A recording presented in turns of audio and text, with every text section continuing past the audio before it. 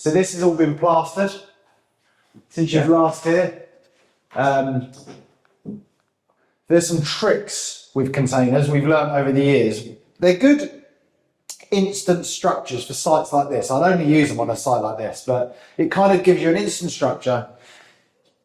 Because this site sits on a floodplain, you can't have conventional buildings, you have to have prefabs, so they sit off the ground. So there's a logic to why we've got these here, but then trying to retrofit a container so it works, basically, because they're metal, if you don't clad them like we're cladding them and put the insulation on the outside, in the heat and cold, metal will move, like more than you would ever even begin to imagine. So these things will move. So you clad them and insulate them so they don't get hot or they don't get cold. So that's one issue you got, is that expansion and contraction.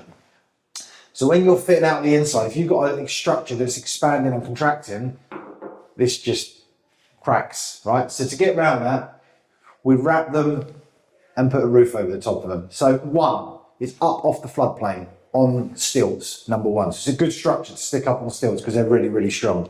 Two, we clad them to make sure that they don't get hot or too cold. And then the third thing we do in the inside under this is we spray them with a foam. So on the inside, it's not metal, because metal on the inside will get moisture, and moisture build up behind plaster will make this go mouldy.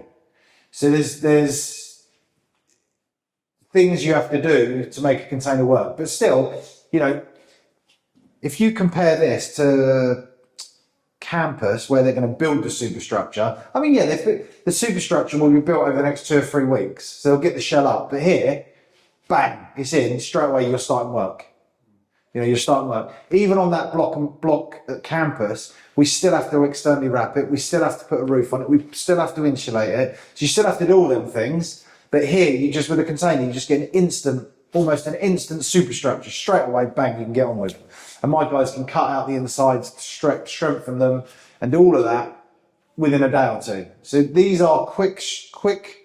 A shipping container is incredibly versatile, really quick to get to work on, but there are multiple pitfalls that you have to navigate, otherwise you end up with a poor finish. So, you know, we've learned over time that there's a way that you deal with these shipping containers.